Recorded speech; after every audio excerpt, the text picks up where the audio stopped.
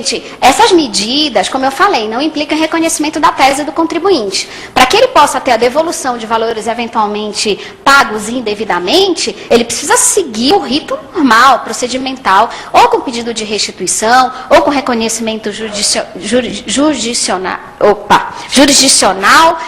ou mesmo com reconhecimento da própria administração, mas ele precisa entrar nos caminhos legais de devolução desses valores, seja a restituição, seja a compensação.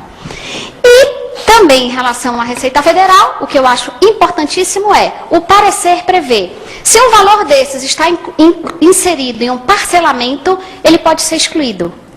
E também, ele não deve ser inibidor para que se dê uma certidão negativa de débito para o contribuinte. Muitos devem estar falando, eu não estou vendo isso na prática e tal. Gente, esse parecer é de 2011, a gente não consegue ter pessoal suficiente para fazer uma depuração de todos os débitos e começar a aplicar o que está escrito neste parecer. Eu acho que com o tempo, esse parecer aí, sem dúvida nenhuma, ele vai ser aplicado cada vez mais. No âmbito da Procuradoria da Fazenda, ele já é mais aplicado porque nós temos essa autorização há um tempo maior.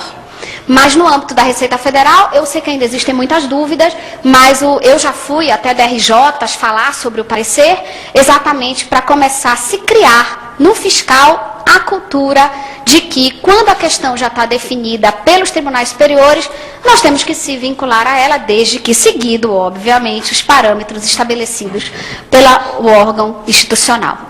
Então, diante disso, eu gostaria de agradecer de novo o convite de poder trazer, talvez, essas boas novas aqui em relação à atuação da Procuradoria da Fazenda com reflexos na atuação da fiscalização. Muito obrigada. Boa tarde a todos.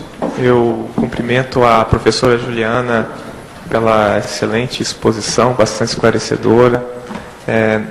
Já conheço a Juliana como professora, como colega, e posso ver um pouquinho aqui da atuação dela firme perante a Procuradoria da Fazenda Nacional, num papel super importante, que é de chefe da Divisão de Defesa na segunda instância no Tribunal da Terceira Região, que imagino que economicamente seja hoje o mais representativo no país.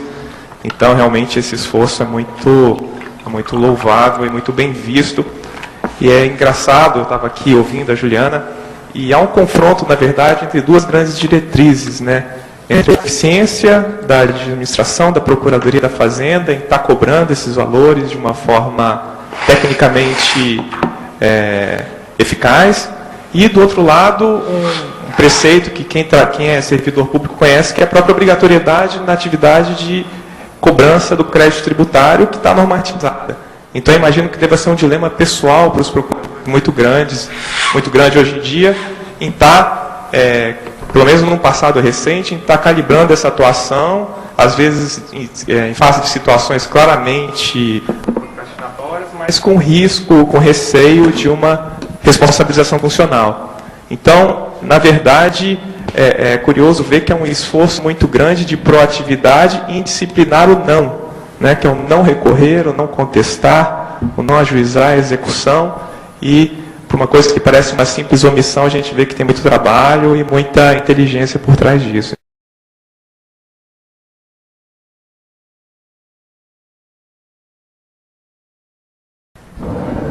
Bom dia a todos. Daniel Peixoto, meu caro colega capixaba, né? Nas nossas terras queridas do Espírito Santo, muito obrigado.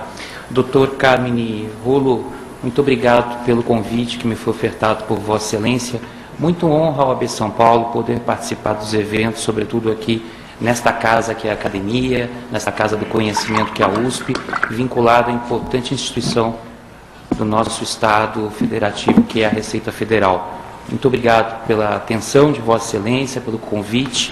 Eu trago o agradecimento do nosso presidente em exercício, Dr. Marcos da Costa, e um agradecimento especial da minha parte, representando toda a Comissão do Contencioso Administrativo Tributário da OAB São Paulo. Professor Wellington, também coordenador desse evento, muito obrigado pela sua atenção. E cumprimento, sem dúvida nenhuma, os colegas aqui da mesa, sobretudo a minha colega de comissão, conselheira do CRAF, doutora Andréa Dazé, meu querido amigo, Dr. Romeu Bueno Camargo, professor Eurico e o nosso colega Daniel. Doutora Juliana, eu não a conhecia, mas é sempre bom ouvir quem sabe da aula. É muito bom, é gratificante para os ouvidos. Eu falo isso porque eu também dou aula, assim como Eurico, como Andréia, como Romeu, e ouvir quem sabe ministrar informações e conseguir repassá-las através de um conhecimento otimizado e sistematizado, como Vossa Excelência colocou, fica registrado e muito bem registrado. Meus cumprimentos. É por isso que isso registrou e comprovou a informação que eu obtive de que os seus alunos do COGEAI e da PUC não pagam mensalidade, mas sim couvert artístico, né? Então, por conta disso, eu fico muito grato às suas informações. Eu sou advogado de Tribunal Superior e estou ativamente hoje, não é perante o STJ, mais perante o STJ do que perante o Supremo Tribunal Federal. Mas gosto muito disso. E sou professor de processo civil, embora atue no direito tributário também, mas na área acadêmica de processo. Mais por provocações, eu tomei nota de 2 ou 3 pontos que eu gostaria de lançar até para os debates, e me permitindo, caso, obviamente, a hora se avance de me retirar, eu tenho um voo a Recife, ainda tenho que hoje, ainda, despachar um mandado de segurança com o presidente do Tribunal de Justiça de Pernambuco. Dentro dessa situação, eu anotei algumas circunstâncias que me chamaram a atenção. Primeiro, a sua palavra da Common Law Civilization, né? Eu achei muito chique isso, né? É uma coisa fantástica. Hoje a adequação das palavras americanas são de uma forma incrível hoje dentro da nossa dialética. Outro dia um colega me mostrava uma troca de torpedos entre ele e o filho, da qual ele não conseguia entender metade do diálogo, né? Na qual o filho fazia abreviações e o uso de estrangeirismos, né? E essa cópia me preocupa. Me preocupa porque nós não inserimos os sistemas de precedentes para adequar, de certa forma, uma mentalidade processual que nos vem já da época romano-germânica. Nós não temos a mentalidade dos precedentes. Eu tive a oportunidade de estar por 3 ou 4 meses na Columbia University em Nova York, alguns anos atrás, estudando um pouco mais do processo civil americano. E tive a oportunidade também de debater muito, através de um trabalho que eu fiz, de uma monografia que eu não publiquei, a respeito do sistema do Common Law e a questão do Civil Law. O professor José Rogério Cruzitucci, professor titular da Universidade de São Paulo, tem um livro muito bom sobre isso. Ele aborda profundamente, inclusive me parece que é a tese dele de livre docência perante a Universidade de São Paulo, a respeito da questão dos precedentes, da influência dos precedentes e das preocupações que nós temos que ter num copiar-colar, num Ctrl-C, Ctrl-V de uma mentalidade americana que nós não temos. Eu digo isso pelo seguinte, porque a questão dos precedentes, ela é muito bonita, mas para quem pensa como o americano e como o inglês. Pensar na forma que nós adquirimos desde os bancos da academia, que vem da beligerância, nossa formação é processual civil, típica, tanto que processo hoje corresponde a quase metade do curso de direito. Começa nas bases da TGP e vai até o final do último ano com os procedimentos especiais. Nós temos pouquíssimo direito constitucional, pouquíssima formação de direito material e somos beligerantes. O cidadão se forma e já aprende o discurso de saber, vou recorrer. Mas isso é verdade. Até porque se não recorrer não ganha dinheiro, porque não trabalha. Então vejam, é essa formação que, claro, se tenta modificar no país, mas que é muito difícil por uma questão de que não se modificam leis pensando que a cultura pensante da mentalidade jurídica brasileira possa mudar. Isso tem que se mudar nos bancos escolares. Esse é o primeiro ponto que eu abordo inicial. É fundamental dizer isso. Nós estamos botando goela abaixo de uma nova geração, uma mentalidade relacionada a sistemas de súmula vinculante precedentes, das quais a formação do alunado brasileiro não é esta. Este é um primeiro ponto social, né? Eu digo, para nós começarmos as nossas provocações. O segundo ponto é a ideia de que essa obstacularização de recursos é muito interessante, é muito boa, porque todo mundo reclama que nós não temos justiça, a justiça é lenta, ela é cara, é burocrática, é cheia de recursos, os prazos, advogados, os problemas todos, nada se resolve, ninguém vai preso nesse país, tirando agora com essa decisão do Supremo, que eu acho que pelo menos alguém vai, né? Espera-se, né? Então, dentro dessa situação, se diz muito, aonde vai parar essa burocracia toda? Temos que limitar. E aí, é de se tirar o chapéu a mecanização processual que foi feita para se buscar, obviamente, um recorte disso. Então, a conclusão primeira que se tem é que os precedentes não foram para idealizar a questão de agilizar a justiça. Ou pense que o STJ e o Supremo Tribunal Federal, que tem virado verdadeiras terceiras instâncias, ao contrário daquilo que se propõe a Constituição Federal quando definiu especificamente as suas competências de controle da boa aplicabilidade da lei infraconstitucional e constitucional do país. Bem diferente da revisão das decisões prolatadas por tribunais regionais federais ou de justiça em âmbito nacional.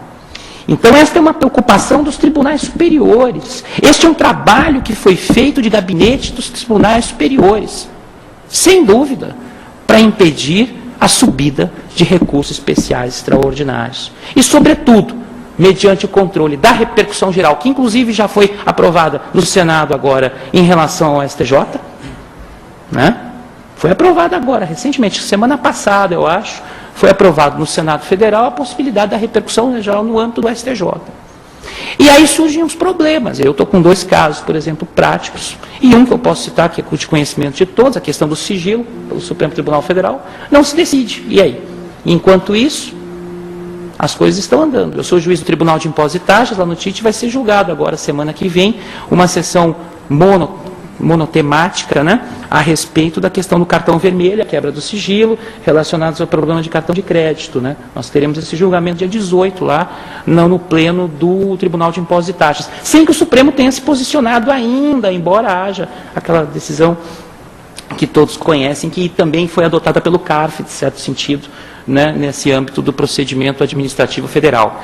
Então, alguns pontos chamam a atenção por conta dessa ausência, talvez, de segurança jurídica. Me preocupa muito isso. Me preocupa muito. Essa correria na necessidade de resolver os processos de forma rápida acaba gerando um prejuízo a uma só entidade, a uma só pessoa. O contribuinte, no caso, porque estamos aqui debatendo tributário, mas o cidadão brasileiro. Então, essa aceleração, a doutora Juliana colocou muito bem a sistemática toda relacionada às decisões monocráticas. A realidade hoje no Tribunal de Justiça de São Paulo é partindo-se de decisões monocráticas. O que, lamentavelmente, acaba gerando uma série de problemas. Por quê? Porque não se tem mais tempo para nada. Eu não vou corrigir, como seu colega desembargador, a sua decisão monocrática. Eu voto com o relator. É o que tem acontecido.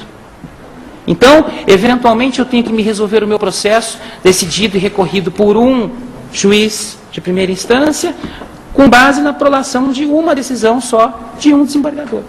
E nessa situação, acaba gerando exatamente essa circunstância. Eu recebi o papel, né, aquele que você viu lá também, né? Outro dia eu estava palestrando, foi na Bahia isso. Aí eu tirei um papel ao contrário, falei, na sua terra, Andréia. Eu tirei um papel ao contrário e mostrei, já vai. Aí a menina ficou toda envergonhada.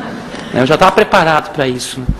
Então, eu coloco só essa ideia de que a questão da segurança jurídica precisa ser um pouco abordada em relação a isso. E numa última questão, eu ia pedir essa lista, doutora Juliana. A lista de 200, todo mundo pensou nisso, né? A lista de 200, não, as ordinários. Tá, as duas estão lá? Ah, que bom, gostei dessa ideia. Fiquei feliz com isso. Então eu vou pedir essa lista. Era a última pergunta que eu ia fazer. Mas meus cumprimentos pela sua participação e pela sua palestra, ok? Muito obrigado.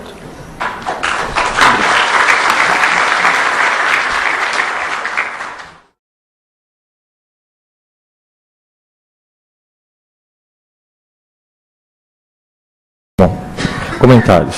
Em primeiro lugar, queria fazer uma propaganda.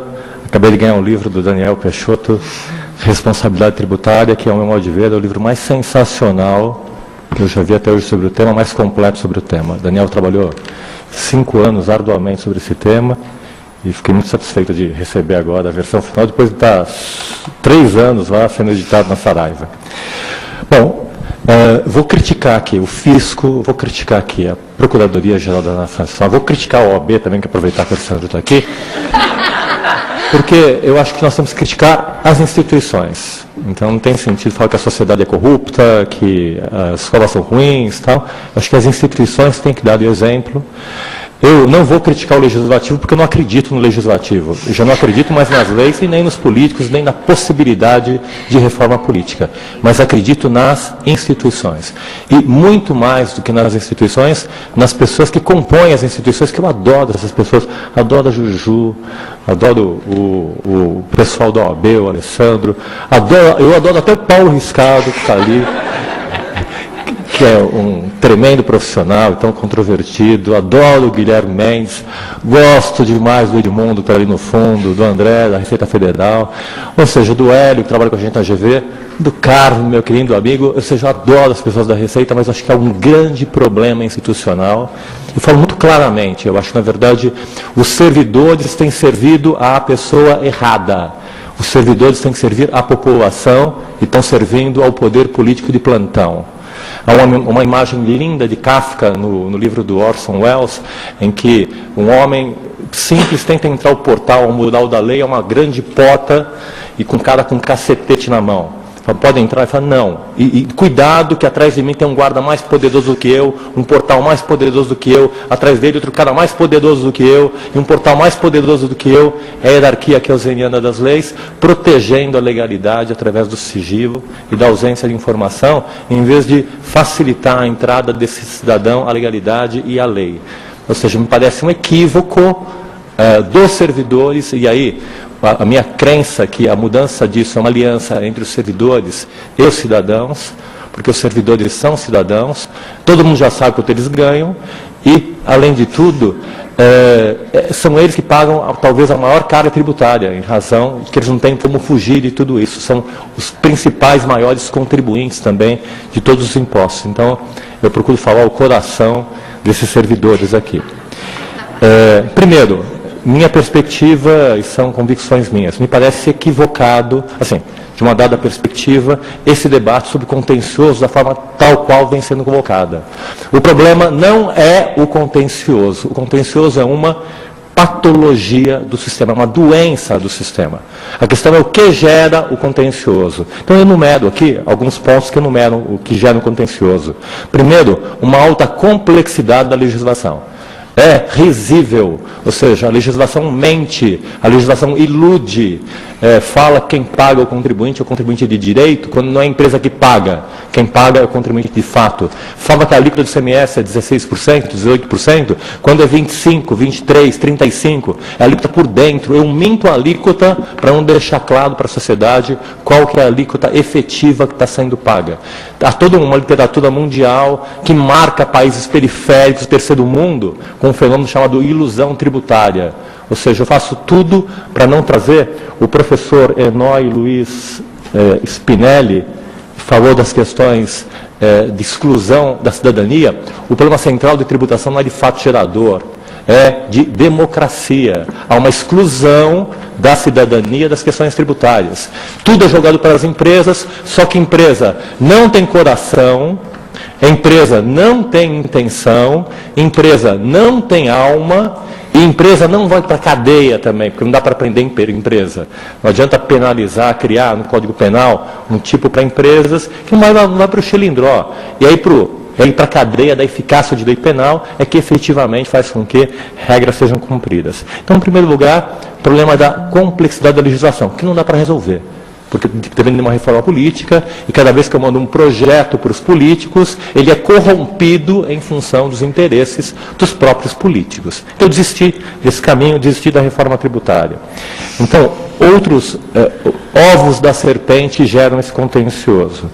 Um deles, para mim, é o chamado lançamento de uma homologação, que o fisco estabeleceu em um dado momento de ausência de tecnologia de informação, e depois se acomodou com esse lançamento, obriga o contribuinte a interpretar a legislação, pagar antecipadamente, que nem ele sabe como interpreta essa legislação. E, sistematicamente, sonega a informação sobre consulta fiscal, sobre como o próprio fisco entende como o fisco funciona. Ou seja, as instituições se omitem no entendimento sobre a legalidade, ou seja, eu não sei qual que é a legalidade. Coisa concreta aqui, séria. Há duas legalidades. Uma legalidade autista, babaca, que está na Constituição do CTN, que a gente fica 5 anos estudando na universidade, depois mais 15 no mestrado e doutorado, e a legalidade concreta, real, que acontece dentro da administração, só que essa é protegida por sigilo, para ninguém ver. É isso que gera o contencioso. Absoluta falta de transparência da administração tributária. Um exemplo concreto da Procuradoria, eu tomei liberdade, a Ligiana falou de um parecer aqui, fui entrar no site da Procuradoria e tentei encontrar ali transparência da Procuradoria, informações, atos e pareceres normativos. Eu quero saber como a Procuradoria pensa. Não tem informação, o site está em construção. Daí, até a Ju falou, mas olha no Google eu consigo acessar um parecer do mundo tal, mas eu queria ver a totalidade dos pareceres da Procuradoria para entender como a Procuradoria pensa. Eu queria entender também, eu queria ter mais transparência sobre a OAB. Eu pago a contribuição para a OAB, entrei também no site da OAB agora aqui, então tem informações, foto do presidente, foto dos conselheiros, mas nenhum acesso à informação de para onde vai o meu dinheiro de contribuição para a OAB e como é gasto esse dinheiro e qual que é a remuneração dos conselheiros também, porque isso é dinheiro público também. Ou seja, falta transparência à OAB também nesse sentido. E uma questão concreta também que envolve uma pequena provocação para a Procuradoria e para a OAB, que estão do meu lado, será que interessa a Procuradoria e a OAB acabar com o contencioso? É um problema central. O que vão fazer os 2.000 procuradores, o que vão fazer os tantos advogados que tanto lutam para, de alguma forma, corporativista, estar controlando o exame de ordem, quem entra e quem não entra, que é um espaço real e que está acontecendo também, que acho que tem que ser colocado sob debate. Então, a OAB é uma questão importantíssima, histórica, mas tem que melhorar a OAB, não é? Então, alguém tem que estar criticando e estar colocando essas questões. Outras questões são vacas sagradas. Então, estou trabalhando com índice de transparência e cidadania fiscal, com a Fundação Getúlio Vargas, com os estados, para dar transparência da arrecadação, para saber quem paga e quem não paga ICMS no Brasil, para mudar o sentimento de percepção sobre a arrecadação e percebo completo sigilo sobre as informações de arrecadação. São Paulo arrecada 110 bilhões de arrecadação por ano. Eu queria saber quem paga ICMS e quem não paga ICMS. Para, por uma planilha de Excel, chegar aos 110 milhões. E perceber que, talvez, muitas pessoas jurídicas que não pagam ICMS, não pagam ICMS, mas gastam fortunas financiando campanhas políticas de governadores, deputados federais, deputados estaduais, assim como construtores e todas as outras empresas. Ninguém é culpado por isso. Esse é o jogo. Ou entra no jogo, ou não funciona. Então, eu queria saber. Mas, quando eu peço para o fisco diz, não posso dar essa informação, porque essa informação eu vou prejudicar a livre concorrência da empresa. Não consigo entender. Para as pequenas empresas, eu tenho uma pequena empresa, um fulano paga ICMS, outro não paga. Isso é deslealdade em termos concorrenciais. A garantia o que é? É eu ter controle social para todo mundo saber, pelo menos as pessoas jurídicas, pessoa física tem a questão do sigilo, do sequestro, mas da pessoa jurídica que não tem alma, eu quero saber quanto ela paga, para o cara que está do lado poder cobrar que o outro concorrente dele pague a mesma quantia de ICMS. Na prática, hoje em dia, o contribuinte denuncia que o outro não está pagando, o outro continua não pagando e ele recebe 20 autos de infração em represália a estar reclamando desse tipo de atitude. Isso é uma prática que já vi muitas vezes acontecendo. Sigilo absoluto dos autos de infração. Ou seja, pesquisei vários conselhos no Brasil inteiro. Então, digamos que em média, assim, no conselho, com muita vergonha do presidente de conselho, ele falava, quanto ganha, quanto perde? Ele falava, na verdade, aqui não é 50-50, na verdade, cerca de 60% é a favor da fazenda, às vezes 70% a favor da fazenda e só 30% a favor do fisco. Primeiro, tinha que ter essa informação clara, para poder reduzir o contencioso e o contribuinte saber que não vale a pena a aventura de entrar no contencioso, porque a chance é pequena. Mas pior que isso, se 30% é reformado, 30% foi lavrado errado. Ou seja, erradamente. O índice para se lavrar auto-infração é zero, ou seja, uma administração eficiente não lavra nenhum auto-infração errado. Lavrar 30% de auto-infração é muito, é uma vergonha. Ou seja, ainda mais para servidores concursados, com uma alta remuneração, com alto saber jurídico, a qualidade desses auto-infração deveria ser impecável. Ou seja, a raiz, me parece, na verdade, é a má qualidade dos autos de infração.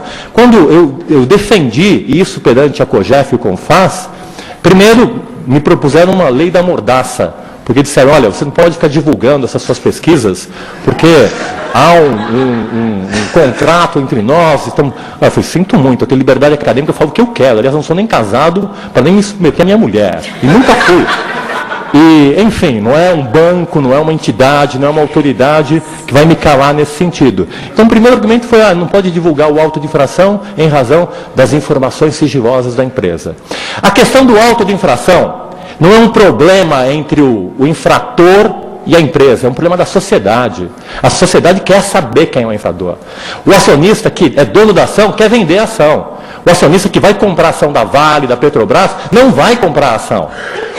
O empregado vai mudar de emprego, que a empresa vai falir. Enquanto isso, o fisco protege isso com sigilo, para que isso não seja alardeado, muitas vezes não punindo um mau gestor. Então o Agnello, o gestor da Vale, faz o planejamento agressivo, que foi para o Conselho de Contribuintes, faz triangulação, tratados internacionais, toma um auto de infração de 26 bilhões, mas sai na capa da Forbes, da Veja, o presidente do ano, o empresário do ano. Só depois de 5 anos vai repercutir no CARF, que se torna público, o auto de infração de 26 bilhões. E aí quem paga é o Murilo, que é o atual presidente da Vale, que tem que resolver o problema. Se tivesse transparência, é aquele gestor que seria responsabilizado e não teria embolsado os dividendos pelas responsabilidades que ele tomou. Ou seja, a maior sanção que tem, efetivamente, não é multa de 150%, que, na verdade, contrariamente, induz o contencioso. Porque eu entro no ônibus da alegria, do contencioso, então todo mundo aplica a multa de 150%, então o contribuinte é obrigado a entrar com um processo administrativo para suspender a exigibilidade, para esperar a véspera das eleições, as anistias, os programas de parcelamento, ou seja, há uma indução fictícia através dessas multas. Então, me parece, o problema central é a auto de infração. Oferece o auto de infração a controle social. Eu quero ter acesso a todos os autos de infração lavrados. Eu quero ter acesso a quem paga e quem não paga ICMS. Ou seja, a maior punição para uma empresa, efetivamente, do que ter o Paulo Riscado arguindo um processo lá no CARF, saber que o Paulo Riscado vai tratar dessa matéria, ficam todos temerosos, é saber que no momento do auto de infração, todos vão saber a respeito do auto de infração. Isso vai criar responsabilidade para o auditor fiscal, que vai lavrar com cuidado esse auto de infração, que pode ser apenado em razão de um auto de infração mal lavrado, e vai criar responsabilidade também em relação à empresa, que vai ter um outro sentido, que não é simplesmente brincar com a indústria do contencioso sobre esses autos de infração. Ou seja, me parece que um ponto fundamental dentro desse debate, que hoje em dia é possível de se resolver através das tecnologias de informação, da era da informação, da rede social, que só existe nesse século, é justamente a possibilidade de oferecer à população controle social. Há um pesquisador australiano chamado John Brathwaite, que ele questciona, os vigilantes, sim, mas quem vigia os vigilantes?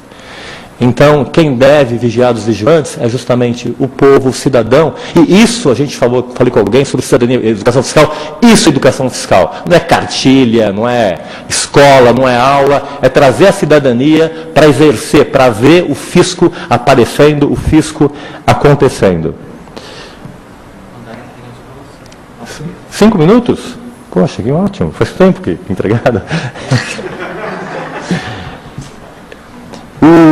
E assim, novamente, só trazendo aqui um contraponto, para vocês terem uma ideia da receptividade desse índice, dentro dos espaços do poder público. Não sei quem é a favor desse índice. Não interessa aos gestores, não interessa aos políticos, não interessa aos auditores, não interessa às empresas, não interessa a ninguém. Só eu que gostei dele. Qual que é a proposta dele? Na verdade, nós chamamos índice de transparência da legalidade. Em oposição aos economistas, há um índice de transparência de contas abertas, em que eles buscam informações, mas tem muitas informações. Eu não quero informações. Eu quero todos os atos de aplicação do direito. Eu tenho as leis, eu tenho 1000 leis, e tenho 1 bilhão de atos de aplicação do direito. Eu quero acesso a esse 1 bilhão de atos de aplicação do direito, todos digitalizados na internet, para poder pesquisar essa base empírica e entender a legalidade concreta. Há 2 legalidades. A autista, que a gente brinca de aprender na faculdade, é de ciência de teoria e prática, não serve para nada, é a legalidade concreta. Essa que vai orientar a administração, essa vai dar segurança jurídica, essa termina com a guerra fiscal, essa termina com autos de infração lavrados incorretamente, e essa acaba com o contencioso. Daí, os advogados vão ter que procurar outras formas de ganhar dinheiro, que não é simplesmente contencioso, vai ser construindo negócios, está pensando para frente, está pensando em negócios, está pensando em designers jurídicos eficientes, e a procuradoria vai ter outra atividade que não é contencioso também, que é estar fiscalizando internamente a própria administração, buscando outros rumos. Ou seja, me parece que o contencioso é um equívoco. Só falando aqui o que pretende esse índice, o que ele pretende? Assim, no índice de 100 pontos, vale 10 pontos para cada informação oferecida. Primeiro, todas as consultas tributárias dos últimos 10 anos, feitas e respondidas. Todos os documentos eletrônicos de arrecadação dos últimos 10 anos, vale 1 ponto para cada 10 anos. Todos os pareceres em matéria fiscal das procuradorias, Fazenda Nacional, do Estado, eu quero entender a procuradoria. O bom contribuinte que entender a procuradoria vai seguir a procuradoria. Quem não quiser risco, muito mais que a da advocacia, que às vezes ganha com o contencioso. Todos os autos de infração lavrados, no momento em que é lavrado, publicidade completa. Todas as decisões de primeira instância. Todas as decisões de segunda instância. É paranoico eu ter a informação. Não posso dar informação de primeira instância. Mas eu tenho a de segunda instância, depois tenho o processo executivo que é público, só não posso dar a primeira. Para quê? Para deixar o bandido fugir? Para não oferecer controle social sobre a primeira instância? Para não oferecer controle social sobre a auto-infração? Todas as decisões de segunda instância, em matéria de despesa pública, todos os atos de empenho, liquidação e pagamento de todo o dinheiro que sai da administração pública. Assim, eu tenho um raio-x da legalidade, tenho condições de implantar um efetivo Estado de Direito. Ou não, como diria Caetano. Obrigado.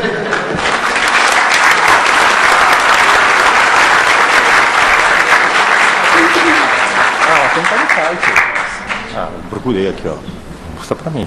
Cumprimento aqui o professor Eurico pela brilhante exposição. Se a ideia era problematizar e trazer pontos de discussão, acho que ele conseguiu muito bem. E passo a palavra em sequência ao Dr. Romeu Bueno de Camargo, assessor jurídico da FEComércio, que eu acho que vai poder contribuir com a visão, enfim, da federação. E peço a gentileza de observar o nosso tempo de 5 minutos para a gente tentar encaminhar já para o almoço, logo após a Andréa Dazé, obviamente.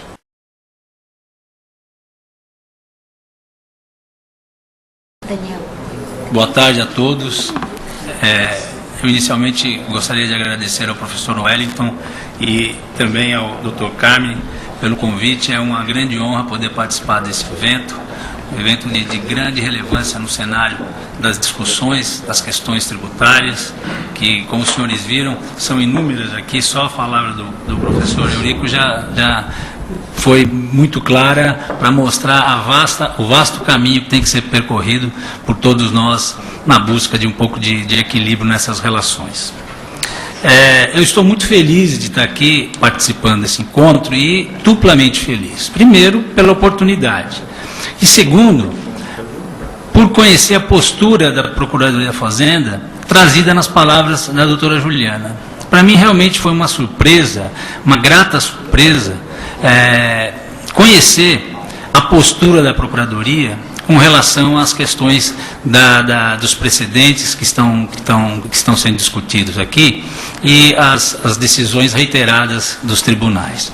Por quê? Porque a gente, evidentemente, tinha o conhecimento do posicionamento com relação às previsões que estão na lei, mas mais que conhecer isso, é importante conhecer a filosofia que está sendo implantada dentro da Procuradoria da Fazenda.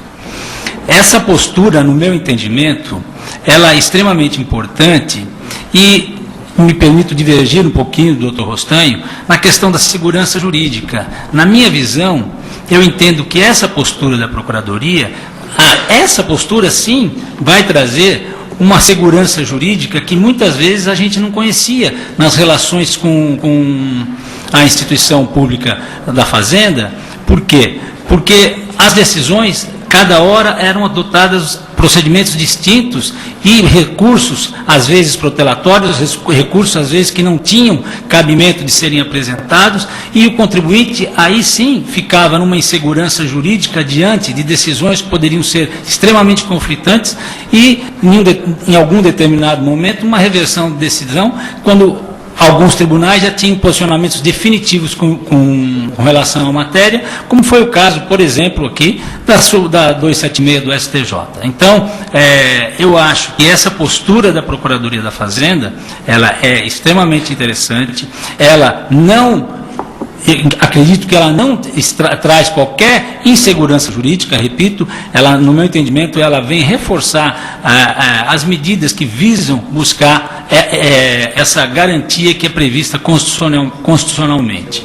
É importante que tenhamos essa informação vinda de dentro da Procuradoria, porque dentro da iniciativa que o doutor Eurico, o professor Eurico apresentou, realmente a gente há de concordar que a legislação, as instituições, elas estão a serviço do cidadão, da sociedade. E isso, em muitos casos, não ocorria há algum tempo atrás. Nós víamos, em alguns momentos, a Procuradoria fazendo o papel de revisor do Poder Legislativo. Por quê? Revisor, no bom sentido, porque a má qualidade da elaboração das leis em matéria tributária geravam conflitos que, muitas vezes, não se conseguiam fazer um entendimento lógico, nem em juízes de primeira instância, nem nos tribunais. E a Procuradoria se via em situações de tentar resolver ou corrigir os buracos deixados pelo Poder Legislativo. Então, são questões que me agrada muito tomar conhecimento. Repito que a gente tinha conhecimento pelos procedimentos que a gente vinha encontrando nas lides judiciais, mas conhecer de dentro da Procuradoria essa filosofia que está sendo implantada ou que ela está sendo desenvolvida é muito gratificante. Concordo com o professor Eurico também, a questão da complexidade da legislação, ela gera um contencioso enorme e isso eu acho que haveria necessidade de ser repensado e a Secretaria da Fazenda, a Receita Federal e a Procuradoria da Fazenda devem unir esforços para tentar estudar posicionamentos com a participação das instituições que foram criticadas pelo professor Eurico, mas as instituições, elas, por pior que sejam, a gente busca medidas para tentar corrigir procedimentos.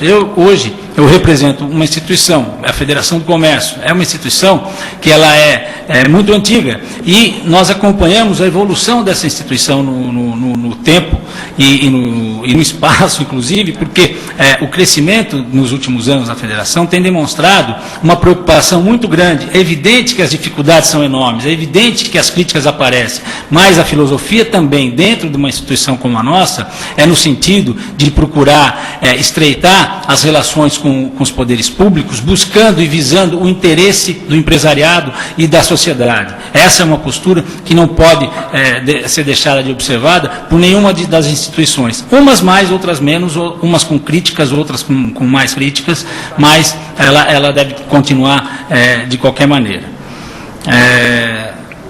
Eu acho que é isso que eu gostaria de apresentar. Repito, fico muito satisfeito pela participação e permaneço à disposição, e a Federação do Comércio, que mantém um relacionamento muito sadio com as outras instituições, Receita Federal, não só de cordialidade, mas de crítica, de colaboração, vai continuar mantendo esse relacionamento. Espero que a reciprocidade das instituições também aconteça, e eu fico muito feliz de ter participado, e queria dar os parabéns e à doutora Juliana, que fez uma apresentação de primeira linha. Obrigado.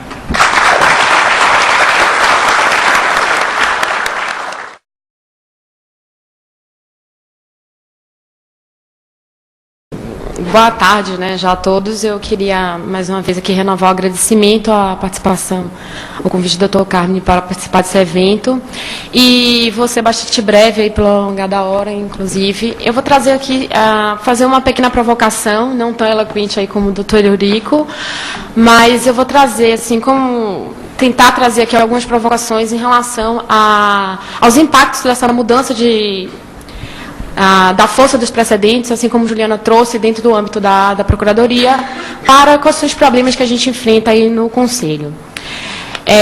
Como já foi bem colocado aí pela Juliana, pelo Rostanho, a gente não tem essa cultura do sistema de common law, que a gente está enfrentando essa alteração, um momento de transição, e por conta disso, acho que muitos senhores sabem que houve uma alteração no regimento interno do Conselho, em que os conselheiros estão obrigados a reproduzir as decisões aí julgadas sobre a sistemática dos recursos repetitivos e a repercussão geral dentro dos julgamentos do CAF.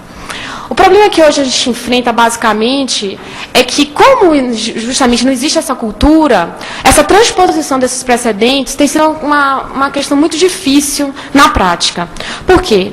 O primeiro ponto é que o judiciário, ele não coloca, pelo menos do meu ponto de vista, as causas de decidir bem definidas, o que foi que gerou a formação daquele precedente. Cada ministro vota de uma forma e que se vê uma ementa que não reflete efetivamente o julgado, e no momento dessa transposição, isso fica muito difícil para saber se efetivamente aquela situação se adequa ao caso concreto.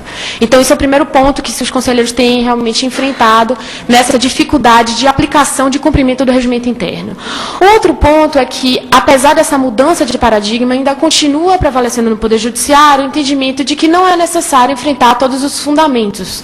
Então, se tem fundamentos que, do ponto de vista aí dos julgadores, ele é suficiente para se chegar a uma conclusão, uma decisão, para-se, nesse momento, não se enfrenta os demais. O problema é que a gente está enfrentando aí decisões que, apesar de ser interpartes, vai gerar efeitos para muitos outros contribuintes, e que algum fundamento, por exemplo, pode ser colocado dentro do âmbito do Conselho, que não foi enfrentado no Poder Judiciário, e fica a pergunta: temos que aplicar o precedente?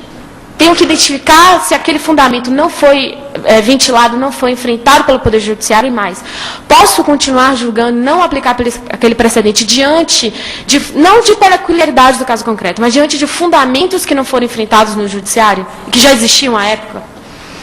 E o terceiro ponto, que também tem sido assim, gerado muita dificuldade nessa transposição dos precedentes, é em relação às peculiaridades do julgamento dentro do Poder Judiciário. Então, um caso muito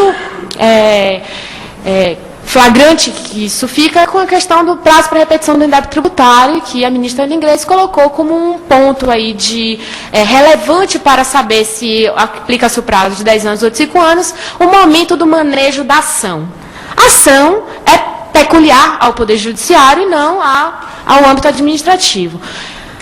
Hoje, o que se tem é a aplicação desse precedente dentro do âmbito do Conselho, mas me parece que é para se questionar. Efetivamente, eu estou diante de situações similares, eu posso dar essa interpretação extensiva a esse precedente que falou só de ação dentro do âmbito do Conselho? Eu estou obrigada a aplicar esse precedente? Ou isso aí seria só uma forma de persuasão ordinária, como a Juliana colocou, e não como um dever institucional, um dever regimental de reproduzir esses precedentes? Então, na verdade, eram só essas provocações. Eu acho que a gente tem que repensar muito essa questão de formação desses precedentes sobre a sistemática aí dos repetitivos, a repercussão geral. Acho que é um momento muito delicado na jurisprudência e que reflete não só no Poder Judiciário, mas também no âmbito administrativo federal, com essa necessidade de reprodução. Então, acho que nós, advogados, a Procuradoria da Fazenda também, né, cada um, como Juliana gosta de falar, de cada um do seu lado da força, mas eu acho que existe essa preocupação, esse cuidado nessa formação desses precedentes. Eu acho que as emendas devem ser melhor formuladas, devemos manejar embargos de declaração para que efetivamente seja dado um contorno do julgamento, que hoje existe uma instabilidade muito grande que a gente vem enfrentando. Então, eram essas considerações que eu queria colocar, só uma provocação mesmo para repensar, e também parabenizar aí a Juliana pela palestra aí brilhante. Enfim, obrigada.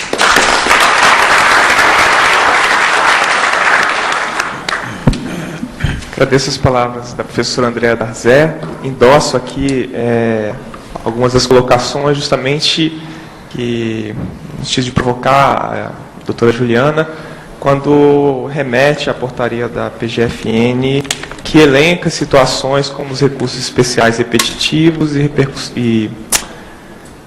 repercussão geral, como causas que poderiam dispensar o procurador de atuar. E aí me ocorreu igualmente que esses precedentes, da mesma forma que a lei, são normas, e como tais precisam ser interpretados. E penso aqui em alguns casos delicados e paradigmáticos, como, por exemplo, uma decisão do Superior Tribunal de Justiça, do ministro Luiz Fux, que definiu o prazo de decadência do 173 como o primeiro dia do exercício seguinte ao que poderia ser lançado, que é o que está no CTN, só que coloca, contrariamente à própria interpretação que vinha se sedimentando e a própria doutrina citada na emenda, que é do professor Eurico de Santi, como se contasse do fato gerador, que dá uma diferença de 1 ano. E aí eu pergunto, como atuar, como que se orienta o procurador nesse sentido, tendo um precedente em âmbito de recurso repetitivo, mas nitidamente equivocado? E como é que entra esse filtro e essa atividade da Procuradoria? Bom, eu vou ser bem breve, mas eu tinha pedido a palavra ao Daniel. Primeiro, agradecer o Daniel como mediador da mesa. Ele é excelente, não seria diferente, não esperava nada diferente na sua mediação. Eu gostei muito do que o Daniel falou da cultura do não recorrer, né, que isso é uma necessidade da gente colocar hoje dentro da Procuradoria. Eu até brinco que eu sou uma chefe legal, mas eu sou uma chefe chata também. Então, quando eu vejo algum procurador falar assim, não, mas eu vou recorrer, eu falo, olha, se você tem um parecer que te diz que não é para recorrer, você está com medo que você quer recorrer por razões outras, que você tem medo de corregedoria disso e daquilo, você também pode ser representado se você descumpre um parecer que você está obrigado a ele. Então, é uma questão dupla aí. Você está obrigado a recorrer até o ponto que a instituição autoriza. Na hora em que ela te dispensa, você tem que estar firme no entendimento que foi divulgado. E, então, achei muito interessante isso, porque isso é um exercício diário, viu, Daniel? Dessa cultura do não recorrer. Como eu imagino que na Receita Federal há também exercícios diários da cultura do não autuar. Porque nós fomos catequizados, né? Já temos algum tempo de serviço público, e fomos catequizados com essa ideia de que sempre recorrer e tal, e isso é um paradigma e, portanto, é novo. Você colocou muito bem, agora, ao final, essa questão do... como que é feita nessa interpretação dos precedentes. E, bom, Brasília costuma nos dar uma lista já com todas as orientações. Então, eles interpretam o precedente, então talvez isso seja algo que, para os procuradores, seja um pouco mais fácil. Eles interpretam o precedente e colocam exatamente como a ação judicial que o procurador está atuando tem que ser conduzida. Então, nós já temos a interpretação dada pelas nossas coordenações de Brasília. E assim, em relação a esse caso específico que você colocou, eu não me engano, se eu não me engano, é nesse que tem um embargo de declaração, não? Então, a gente só considera como repetitivo quando não tem mais embargo de declaração. E isso é um problema grave, que eu até vou colocar aqui. Tem muitos tribunais que houve um julgamento repetitivo, mas tem um problema. Alguém recorreu, não transitou em julgado ainda, então não vale ainda como precedente. E o que acontece?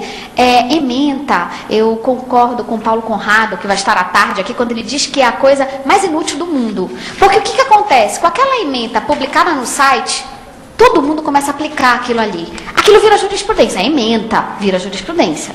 E aí o que acontece? A questão não está definida ainda. Então o procurador, uma orientação que eu sempre dou para os meus procuradores é assim: olhou um julgamento que citou um repetitivo, vá ao site do tribunal e veja se já está transitado em julgado. Porque se não estiver, não pode ser usado.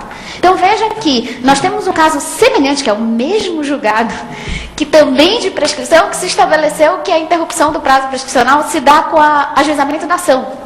E isso vai contra a doutrina, a jurisprudência do STJ, que fala que é do despacho depois da Lei Complementar 118. Está tudo dentro do mesmo julgado do ministro Luiz Fux. Eu acho que ele estava meio com pressa de ir para o Supremo. E aí ele julgou meio apressadamente, assim, e trouxe alguns problemas. Então, realmente, nós temos essa preocupação, porque isso se torna...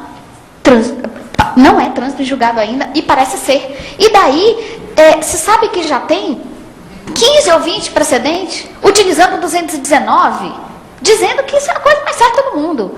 E assim, pode até ser, mas não está definido ainda. Então, quer dizer, ainda não era o caso de se usar como recurso repetitivo. Aqui, só para encerrar, com relação ao que foi colocado pelo Dr. Romeu e também pelo Dr. Alessandro, a questão dos precedentes. Eu concordo com o Dr. Romeu e assim, eu não tive tempo aqui, e nem era o objetivo, me falar sobre a questão dos precedentes. Se isso é bom ou ruim, o que importa foi adotado. Então, é o que nós estamos hoje, diante da nossa realidade prática. É a adoção desse sistema de precedente. Eu acho que traz mais... segurança jurídica. Eu entendo que sim, desde que bem aplicado. Então é isso que eu quero deixar muito claro. A preocupação do Daniel, a preocupação da Andréa é muito relevante. A doutora Regina Costa, desembargadora federal, minha orientadora do meu doutorado, ela diz o seguinte para mim: o futuro é acabar com os tribunais regionais federais. Porque se eu tenho que julgar tudo igual ao STJ ou STF, para que eu vou existir? Então, e num certo ponto, eu vejo isso com uma certa parcimônia, porque eu falo, não, é preciso identificar se aquilo que foi julgado se adequa ao que está para ser julgado. E esse não é uma atribuição fácil. Então, concordo que eu sou a favor dessa mudança de paradigma, desde que haja muita parcimônia no seu uso. Então, não pensem que fazer essas listas, adequar os julgamentos a essas listas, seja uma tarefa fácil. Por isso que hoje, quem trabalha na divisão de tribunais diz, eu trabalho muito mais do que antes. Porque para mim é muito mais fácil recorrer, apresentar um chapão, do que ter que analisar cada caso. Essa é a cultura do não recorrer que tem que ser estimulada, porque dá mais trabalho. Com relação ao Eurico, a falta do parecer, o site em construção é algum problema temporário. Porque eu confesso para vocês todos que quando eu entro no tribunal, que eu vou visitar os desembargadores e que eu levo essas listas todas, muitos já falam para mim, lá vem a doutora trazer lista. Porque é algo público, realmente não é algo que a Procuradoria esconda. Pelo contrário, ela tem o maior interesse que os próprios desembargadores conheçam, que os advogados conheçam, porque muitas vezes o advogado provoca isso. E um processo que estaria ali no meio de uma multidão, o desembargador vai pegar aquela provocação, vai mandar ouvir a Procuradoria. É uma ótima oportunidade da Procuradoria se manifestar previamente a um futuro acórdão, enfim. Então, isso a gente tem feito muito no tribunal, e até os desembargadores falar, separe esse tema. Separado esse tema, mande tudo para a Procuradoria e a gente desiste. Porque evita que ele paute, que haja julgamento, e ele vai lá se debater com questões mais importantes, né? Muitas vezes, a doutora Soline está de prova, a gente chega com os desembargadores pedindo alguma coisa, ele fala assim, antes de eu decidir isso que você quer, que é relevantíssimo, eu preciso acabar aquela pilha ali de agravo que não trata de nada. Então, quer dizer, eu não quero isso, eu quero que ele defina o que é importante e não o que cai naquela vala comum. E, então, Eurico, é algum problema temporário, porque inclusive o STJ teve acesso a isso agora. Realmente, todos os pareceres não estão lá. Então, eu acho que até está em construção por causa da lei da informação, que talvez o site esteja sendo adequado para receber todos esses dados, porque nós fomos orientados aqui, em sendo pedido, nós temos que fornecer isso para o contribuinte, e isso estará no site. E, por fim, com relação aqui à doutora Andréa, só colocar, né, que realmente nós comungamos juntas dessa preocupação. Tá? Então, eu acho que o contribuinte tem que estar muito atento. E o procurador também, em relação aos julgados em sede de repetitivo. E também, Eurico, você falou, e só para terminar, se interessaria, né, a PGFN acabar com o contencioso. Eu confesso que eu gostaria sim que acabasse o contencioso que me dá trabalho, que é um contencioso que não vai me levar a lugar nenhum. Agora, mesmo com todas as soluções dos problemas, da legislação, sempre vai ter um problema de interpretação, porque isso é do nosso direito, é da nossa cultura. Então, eu gostaria muito de trabalhar só com coisas relevantes. E eu acho que esse dia pode ser que chegue. Agora, acabar, eu acho que não vai acabar nunca. Mesmo que a gente resolva todos os problemas da legislação, mude todo o poder legislativo, a gente não vai conseguir terminar com esses problemas que envolvem o direito tributário, porque eu acho que já é da sua natureza.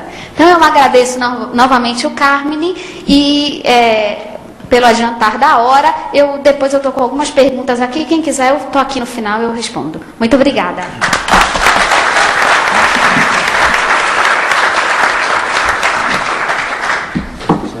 Você foi o eleitor. Agradeço as colocações finais da professora Juliana, sempre brilhantes, e respondeu muito bem todas as provocações, e declaro encerrados os trabalhos da mesa, e bom almoço a todos.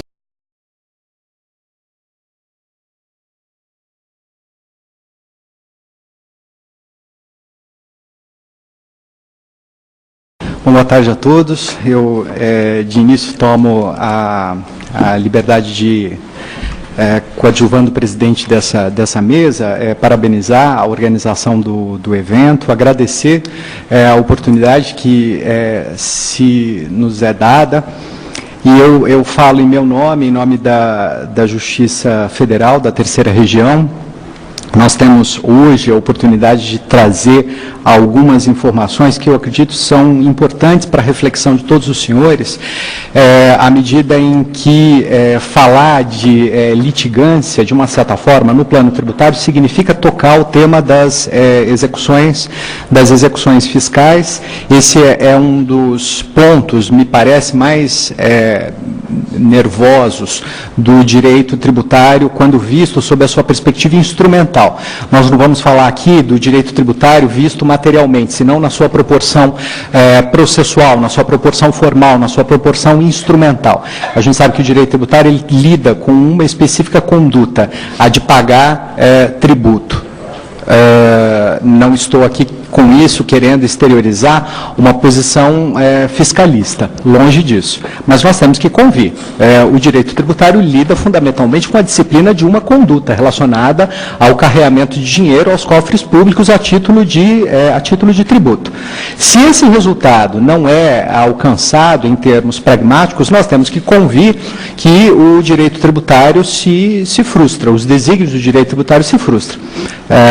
De modo que essa parcela, essa proporção temática, ela me parece extremamente importante, porque está diretamente vinculada à realização dos desígnios a que se propõe esse específico fragmento normativo, o direito tributário.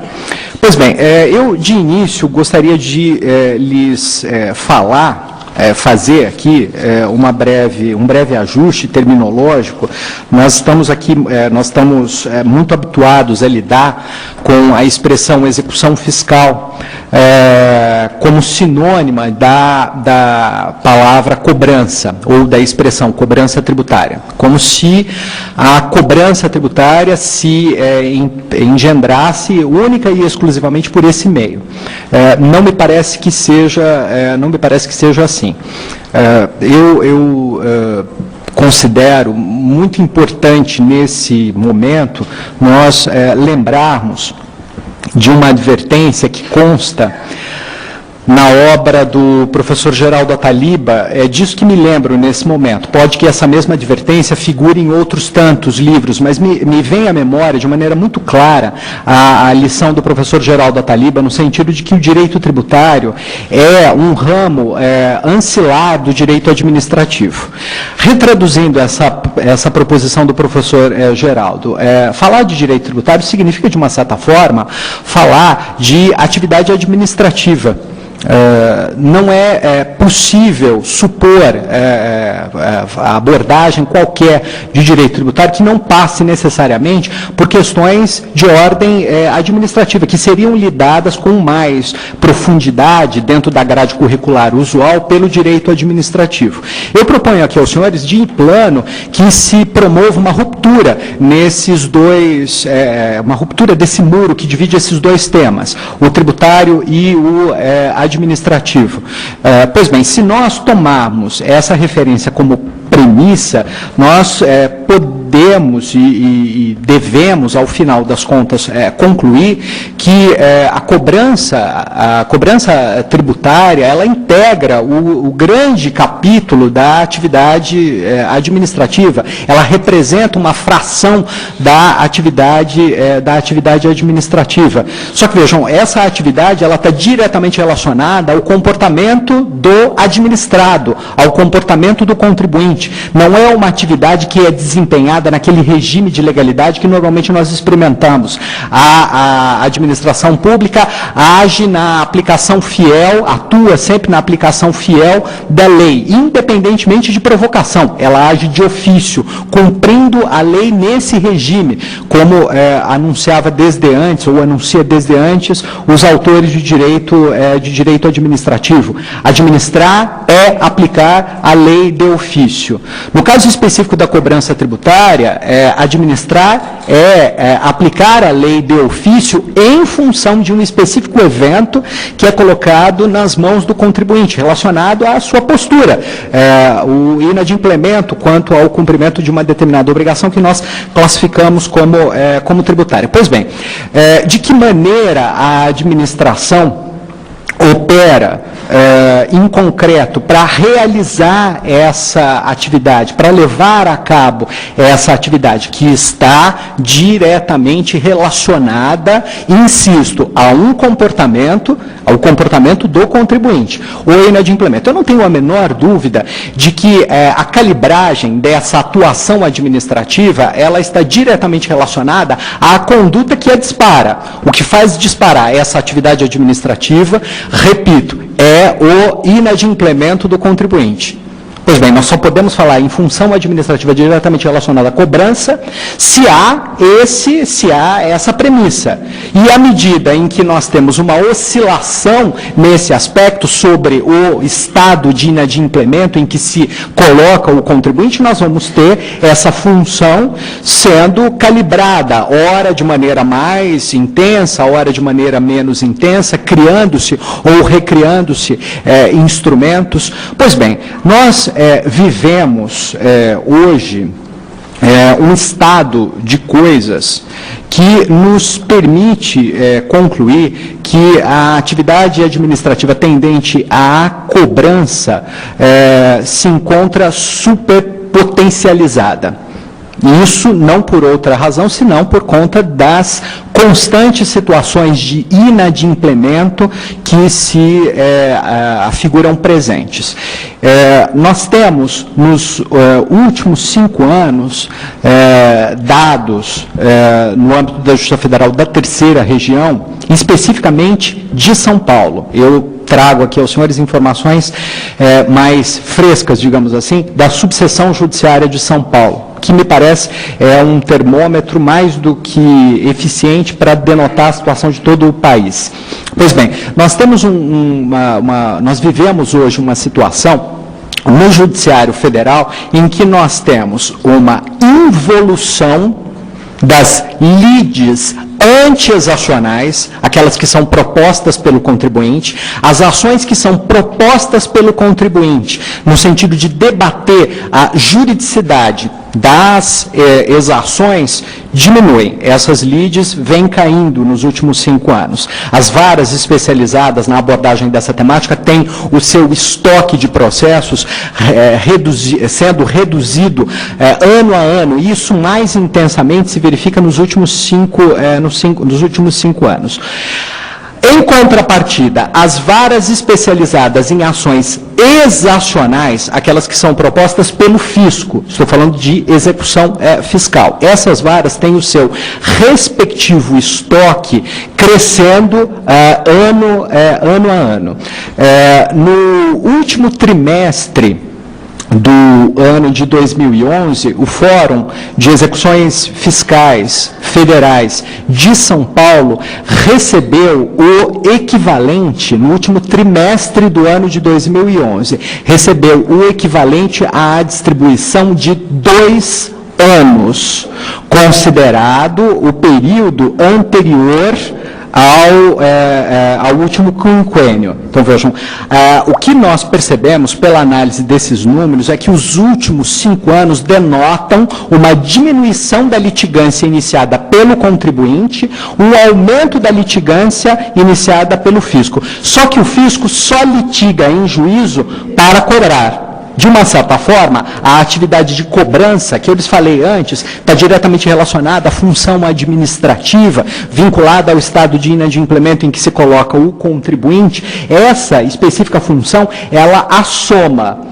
E os resultados propiciados pelo Poder Judiciário em função dessas demandas são pífios.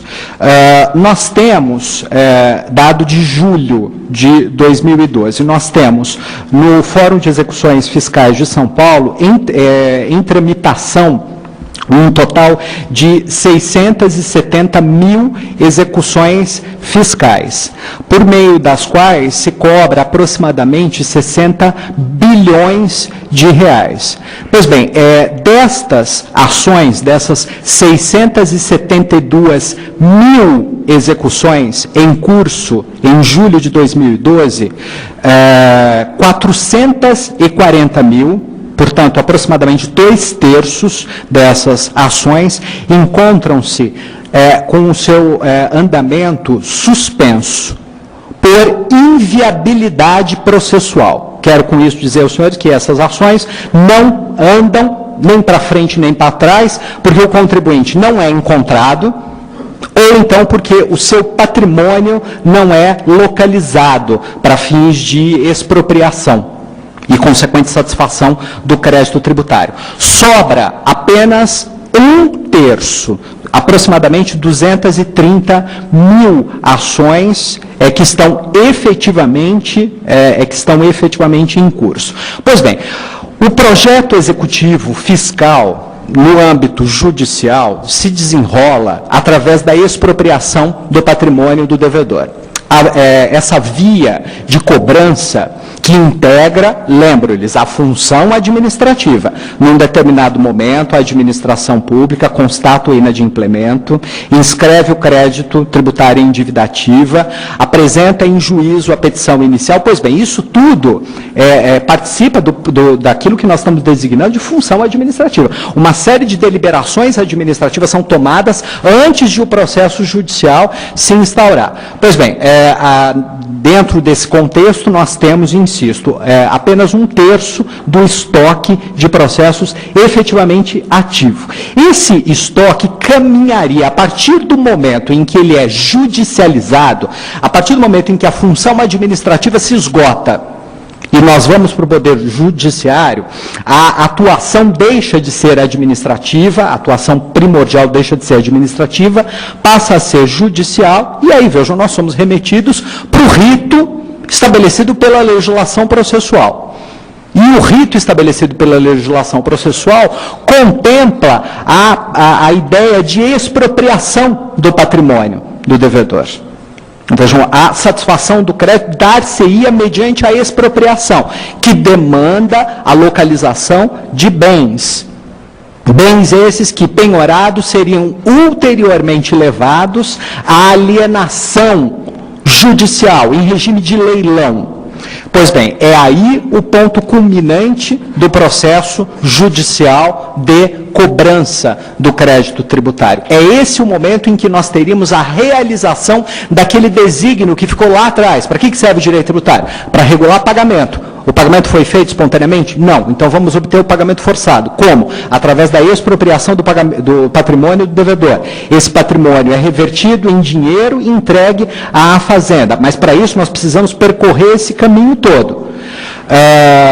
Ao final das contas, vejam, o que nós temos arrecadado no último ano, no ano de 2011, o Fórum de Execuções Fiscais arrecadou em leilão um total de aproximadamente 15 milhões, um pouco mais de 15 milhões de reais. Esse valor equivale a 6% do total que se esperava fosse arrecadado. Vejam, senhores, que nós já estamos aqui fazendo reduções. 600 mil execuções, 670 mil execuções fiscais. Destas, 440 mil estão travadas, porque não se encontra o devedor, não se encontra o seu patrimônio. Sobra 230 mil. Dessas 230 mil em tramitação, no ano de 2011, conseguiu-se liquidar um crédito equivalente a 6%. O crédito cobrado nessas 230 mil, do crédito cobrado nessas 230 mil, 6% foi efetivamente realizado. Eu trago esses números aqui para os senhores, para que nós tenhamos, do ponto de vista concreto, um diagnóstico efetivo sobre a viabilidade da cobrança implementada por essa via. O que justifica perfeitamente uma preocupação da comunidade jurídica em relação ao tema de fundo, que é cobrança. Cobrança, eu lhes disse, é uma expressão ampla, que contempla a via judicial. Mas a cobrança, eu indagaria aqui aos senhores e aos meus amigos de mesa, a cobrança, ela se limita a essa via. Se ela efetivamente se limitar a essa via, nós não temos um instrumento, nós temos que reconhecer, não estamos dotados de instrumental suficiente para lidar com aquele dado comportamental do contribuinte, que é o inadimplemento. Pois bem, dentro desse contexto, existe uma forma que é combatida por muitos, de se efetivar a cobrança do crédito tributário, relacionada à outorga de certidões de regularidade, certidões de regularidade fiscal. Esse é um instrumento de que dispõe a administração dentro do contexto amplo que lhes mencionei antes. Eu quero crer, eu vou aqui lhes falar de coração aberto, não vou botar travas no meu discurso. Eu quero crer que certidão de regularidade fiscal não serve para certificar a regularidade fiscal. Certidão de regularidade fiscal serve para cobrar. Porque os mecanismos preconizados pelo sistema e que supõem judicialidade são ineficientes. E os números demonstram que são efetivamente ineficientes. Vejam, senhores, em 2011, eu lhes disse que o nosso setor, aqui em São Paulo, de astas públicas, que é um dos mais eficientes do Brasil, a Central de Astas Públicas da Justiça Federal de São Paulo foi inaugurada há aproximadamente 3 anos e se apresenta como um modelo dos mais eficientes. Pois bem, esse modelo eficientíssimo, no último ano, conseguiu levantar 15 milhões. Só que nesse mesmo ano de 2011, as varas de execução fiscal arrecadaram 237 milhões de reais. Agora, nós poderíamos perguntar, como é que as varas arrecadaram 237 milhões se 15 milhões é que foram vendidos em leilão? Da onde que veio os outros 215 milhões? A resposta é muito simples. Ajuizada a execução fiscal, o contribuinte passa a depender não apenas de certidão da Receita, senão agora também de certidão da PFN. Há uma série de consequências danosas que se somam à possibilidade de expropriação. Ajuizada a execução, o contribuinte sabe, eu posso ter meu patrimônio expropriado, mas essa expropriação vai acontecer daqui a não sei quantos anos. Mas hoje, efetivamente hoje, qual é o efeito da execução? Cortar a possibilidade de o contribuinte participar de uma série de certames públicos, praticar atos da vida civil. Pois bem, eu realmente penso que nós devemos refletir sobre isso. Esse é um dado que eu particularmente não consigo, na condição de juiz lotado em vara de execução fiscal. Eu realmente não consigo deglutir esse dado. As 12 varas arrecadam no ano 230 milhões, só que esse valor não está relacionado à minha atividade jurisdicional. Esse resultado, o que está efetivamente relacionado à minha atividade jurisdicional são os 15 milhões. Essa porção insignificante diante do valor maior. O valor maior é obtido através de algum outro meio, em que o judiciário é utilizado apenas como um fantoche. Ele é chamado via petição inicial da execução, mas o impacto na mente, no espírito do contribuinte que o demove a pagar, esse impacto não vem da ordem judicial. A ordem judicial, no sentido de pague sob pena de penhora, ela é dada de ombros. O que efetivamente perturba o contribuinte são essas metodologias que se penduricalham sobre a principal, que seria a metodologia judicial. Esses outros mecanismos administrativos. Pois bem, dentro desse contexto, eu não tenho a menor dúvida de que nós temos a negação. Olhando para esse quadro, que me parece é o que nós temos. É a realidade tal qual se apresenta. Olhando para esse quadro, eu não consigo imaginar outra coisa senão a negação de premissas do direito administrativo.